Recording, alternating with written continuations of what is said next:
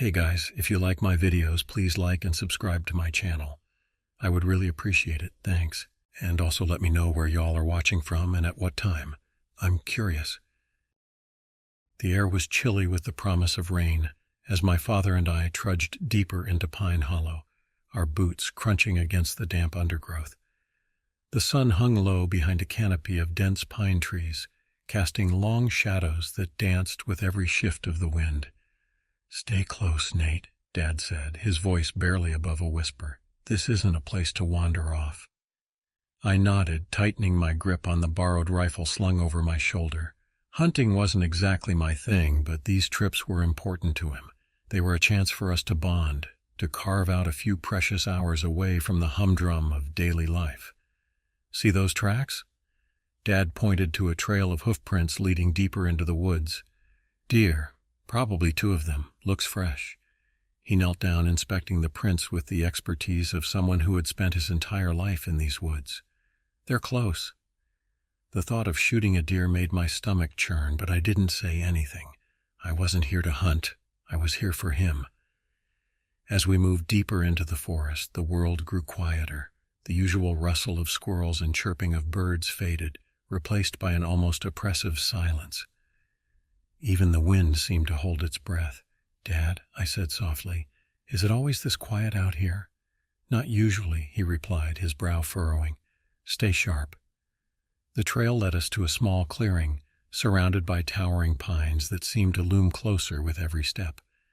A faint rustling sound came from the bushes ahead, and Dad held up a hand to stop me. "There," he whispered, nodding toward the edge of the clearing. I followed his gaze and spotted them.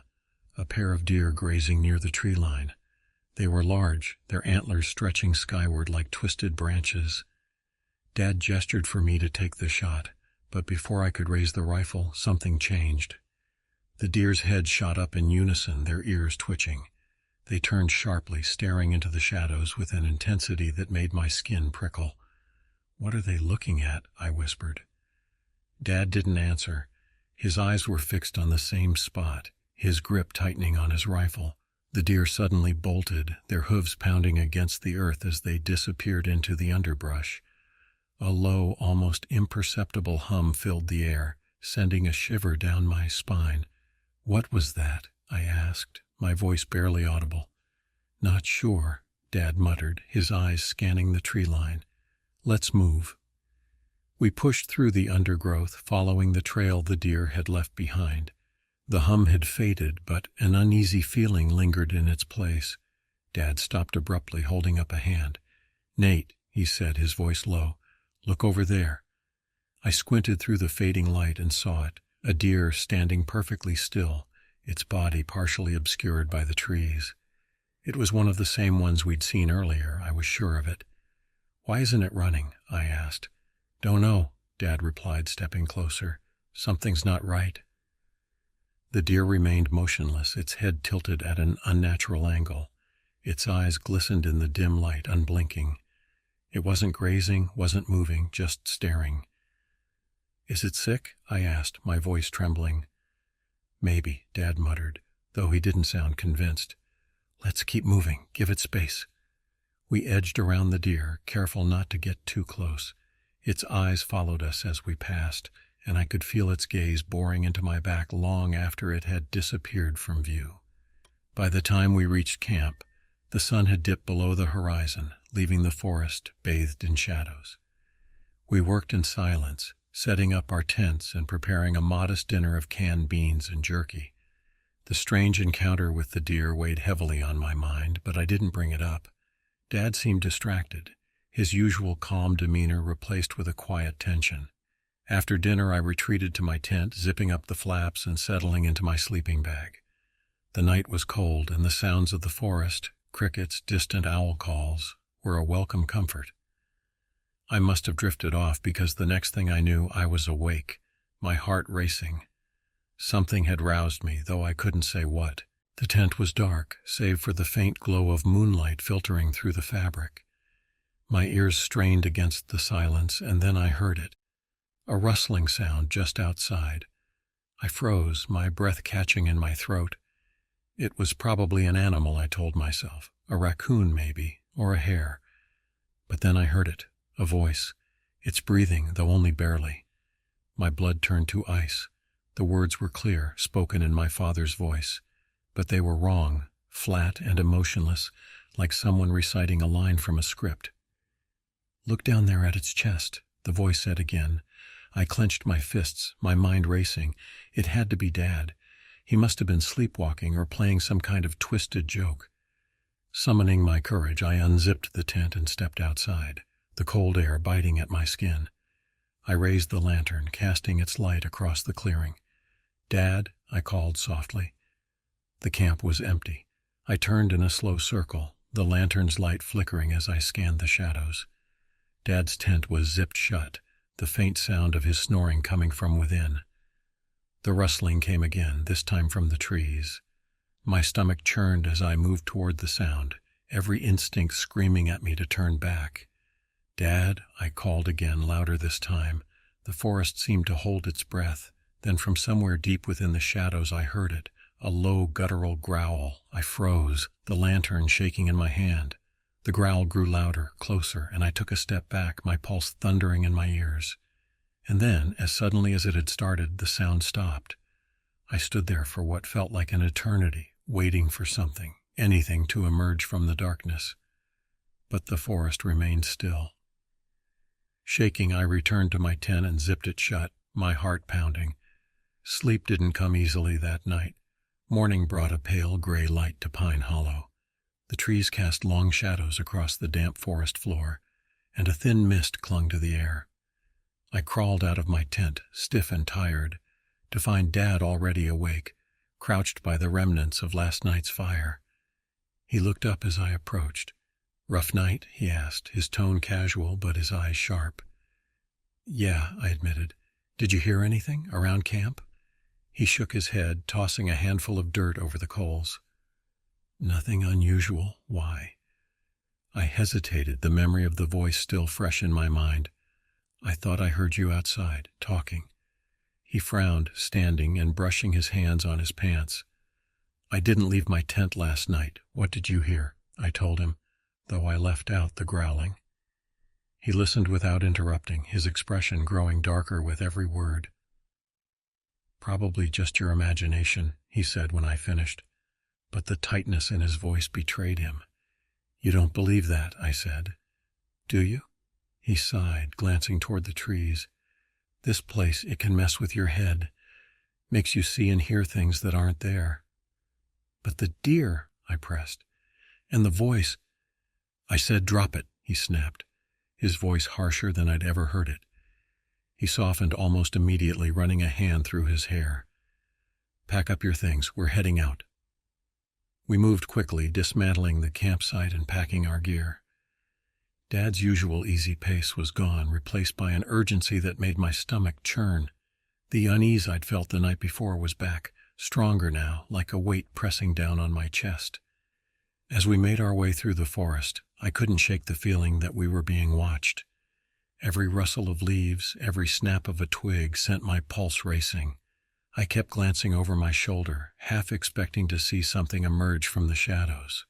"Stay close, Nate," Dad said, his voice low, "and keep your rifle ready." "What are we looking for?" I asked. "Not sure," he replied, "but I don't want to find out the hard way."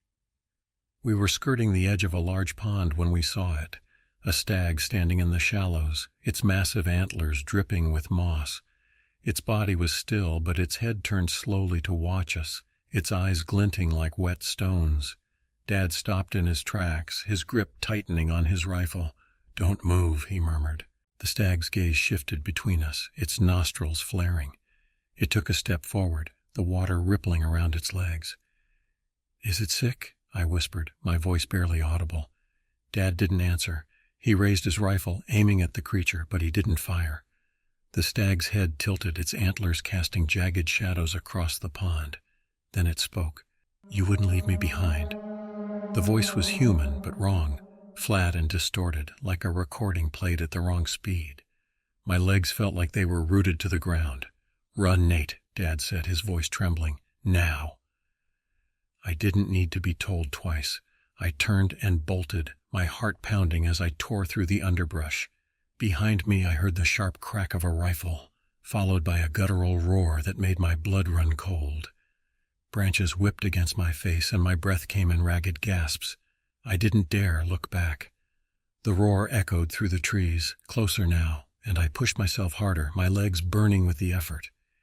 "Dad," I shouted, but there was no response. I stumbled into a clearing and skidded to a halt. The trees around me seemed darker, their branches twisting unnaturally. The air was thick, heavy with the smell of damp earth and something metallic. The hum was back, louder than ever. The clearing was wrong. That was the only way I could describe it. The trees leaned inward, their gnarled branches forming a canopy that blocked out the sky. In the center of the clearing stood a stone altar, cracked and weathered with age. Strange symbols were carved into its surface, glowing faintly in the dim light. I took a step forward, drawn to the altar despite every instinct screaming at me to turn back. The hum grew louder, vibrating through my bones. And then I saw it. A figure emerged from the shadows, its form shifting and indistinct. It was tall, unnaturally so, with limbs that seemed to bend in ways they shouldn't. Its face was obscured, but I could feel its gaze, cold and unrelenting. "You came back," it said, the voice distorted and echoing. "Why did you leave me?" My voice caught in my throat. "I don't know what you mean." The figure stepped closer, its movements unnervingly fluid. "You left me to die." "I didn't," I stammered, backing away. "I don't even know you." It tilted its head, the gesture almost curious. "You will." The shadows around the clearing seemed to come alive, shifting and writhing like living things. The hum rose to a deafening pitch and the ground beneath me trembled. "Run!" Dad's voice cut through the noise, and I turned to see him bursting into the clearing, his rifle raised. Dad's arrival was a jolt of clarity amid the chaos. He barreled into the clearing, his rifle trained on the shifting figure at the altar. "Get behind me, Nate," he barked. I stumbled backward, my legs trembling as I moved toward him. The figure didn't flinch. It stood unnaturally still, its indistinct form shimmering in the dim light. "I warned you to stay out of these woods," it said, its voice a chilling mockery of Dad's. "But you always come back." Dad fired. The shot rang out, deafening in the confined space, and the figure seemed to ripple, as if the bullet had struck water. It didn't fall. Instead, it shifted closer, the shadows around it surging forward like an encroaching tide. "Run!" Dad shouted, grabbing my arm and yanking me toward the trees. We plunged into the forest, the hum rising behind us, a relentless vibration that seemed to pulse through the very air. I glanced over my shoulder as we ran, my heart pounding in terror. The clearing was gone, swallowed by the shadows, but the figure remained. It moved with an unnatural fluidity, gliding through the trees without disturbing a single branch. "What is that thing?" I gasped, struggling to keep up with Dad's frantic pace. "Not now," he snapped, his voice tight with fear. "Just keep moving." We broke through the undergrowth and onto a narrow trail, our breath ragged. Dad stopped abruptly, turning to face the way we'd come. He reloaded his rifle with shaking hands. "It's still coming," he muttered, his eyes scanning the dark woods. "Dad, we can't fight that thing," I said, my voice cracking. "We have to get out of here." "Not yet," he said. "If we lead it back to the truck, we'll never escape. We make our stand here." The hum grew louder, a low, resonant drone that seemed to vibrate through the ground. The figure emerged from the trees, its silhouette flickering like a shadow cast by a broken light. Its voice cut through the noise, cold and mocking. "You think you can stop me?" it said, its form twisting as it advanced. "You couldn't before." "Shut up," Dad growled, raising the rifle. "You don't know what you're talking about." "Oh, but I do," the figure replied, its tone dripping with malice. "You left me here to rot, and now you've brought him." It turned its head toward me, and for a moment I thought I saw a face, a pale, warped imitation of humanity, its eyes burning with an unnatural light. Dad fired again, the crack of the rifle splitting the air. The figure staggered but didn't fall. Instead, it let out a sound, a low, guttural noise that sent chills racing down my spine. The shadows surged forward, enveloping the trail in darkness. "We have to move," Dad shouted, grabbing my arm. We ran, the shadows chasing us like a living tide. The trail wound downward, the ground slick with moss and leaves. My lungs burned with every breath, but I didn't dare slow down. Ahead, the path opened onto a rickety wooden bridge spanning a narrow gorge. The river below roared with the fury of recent rains. "Cross!" Dad yelled, waving me forward. I hesitated, glancing back at the approaching shadows.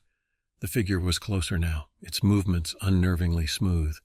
I turned and sprinted across the bridge, the planks creaking ominously under my weight. Dad followed, his rifle slung over his shoulder. As we reached the other side, Dad stopped and turned, his eyes narrowing. "Keep going," he said. "I'll hold it off." "What? No," I protested, panic rising in my chest. "Just go," he shouted, his voice harsh. "Get to the truck and wait for me." I hesitated for a moment, torn between fear and loyalty. Then, with a final, anguished glance, I turned and ran. The truck came into view as I broke through the trees, its dark shape a beacon of safety in the oppressive forest. I scrambled inside, slamming the door behind me and locking it. My hands shook as I fumbled for the keys in the glove compartment. The hum was still there, distant but relentless. I gripped the steering wheel, staring at the trail, willing Dad to appear. Minutes stretched into what felt like hours. The shadows around the truck seemed to shift, growing darker, denser. The hum grew louder, filling the cab with its vibration. And then I saw him. Dad stumbled out of the trees, his face pale, his rifle gone. He reached the truck, yanking open the passenger door and collapsing inside. "Drive!" he gasped, his voice raw. I didn't need to be told twice. The engine roared to life, and I slammed the accelerator, the tires skidding on the dirt before catching traction. We sped down the narrow road, the trees blurring into a tunnel of green and gray. "What happened?" I asked, my voice trembling. "Did you kill it?" Dad didn't answer. He stared straight ahead, his hands gripping the dashboard, his face etched with fear. We drove in silence, the forest gradually giving way to open fields. The hum faded, replaced by the steady rumble of the truck's engine. I stole a glance at Dad. He looked older, worn, as if the events of the day had aged him years. "What was that thing?" I asked, finally, breaking the silence. Dad sighed, running a hand through his hair. "I don't know what to call it," he said. "But it's been in these woods for a long time, longer than we've been alive." "You've seen it before," I said, the words more a statement than a question. He nodded. "Years ago, I was about your age, came out here with a friend, thought we'd camp, hunt, have a good time." "What happened?" I pressed. Dad's jaw tightened. "We found the altar, same as today. And it found us. My friend, he paused, his voice breaking. "He didn't make it." The weight of his words settled over me, heavy and suffocating. "Why didn't you tell me?" "Because I thought it was over," he said. "I thought it was gone. I was wrong." The truck rumbled to a stop at the edge of town, the safety of civilization a stark contrast to the horrors we'd left behind.